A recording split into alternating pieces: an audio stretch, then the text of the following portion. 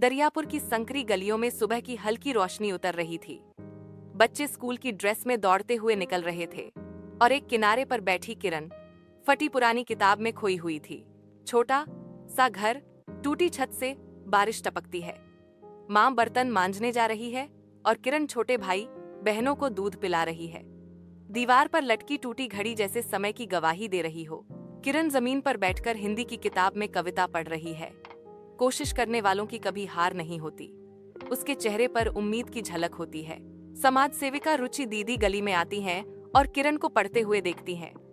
रुचि, तुम स्कूल क्यों नहीं जाती? किरण, घर चलाना है, लेकिन मन अब भी पढ़ना चाहता है। रुचि दीदी किरण को पास के नो में ले जाती हैं। वहां की टीम से बात होती है। रुचि, इस बच्ची में कुछ खास है, बस एक मौका चाहिए। किरण पहली बार मोहल्ले के कुछ बच्चों को पढ़ा रही है, गिनती सिखा रही है। बच्चे मुस्कुराते हैं। किरण थोड़ा घबराई होती है, लेकिन खुश। कुछ लोग पीछे खड़े होकर बातें कर रहे हैं। अब ये लड़की पढ़ाएगी मोहल्ला, कल को उड़ना भी चाहेगी। माँ चुपचाप सुनती है और फिर लोगों से कहती है, माँ, अगर मेरी बेटी किसी का भविष्य बना रही है तो वो पाप नहीं, पुण्य है। किरण एक पुराने कमरे को पढ़ाई की जगह बनाती है, चार्ट लगाती है, फर्श पर टाट बिछाती है, दरवाजे पर बोर्ड टांगा, ज्ञान गली क्लास। अब मोहल्ले के और बच्चे आने लगे हैं, लड़कियां भी आने लगी। किरण हर बच्चे का नाम लेकर बुलाती है, स्नेह से पढ़ाती है।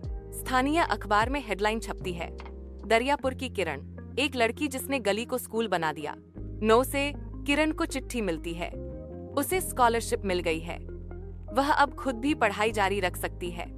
आंखों में खुशी के आंसू। अब वही लोग जो किरण पर सवाल उठाते थे, अपनी बेटियों को लेकर आते हैं। एक माँ, दीदी, हमारी गुड़िया को भी पढ़ा दो, वो भी आपकी तरह बनना चाहती है। 1 साल बाद मोहल्ले में एक छोटा पुस्तकालय खुलता है, किरण ज्ञान केंद्र। किताबें, रंगीन दीवारें और आत्मविश्वास से भरी किरण। किरण छत पर खड़ी है, आसमान की ओर देखती है। सूरज की पहली किरण उसके चेहरे पर पड़ती है।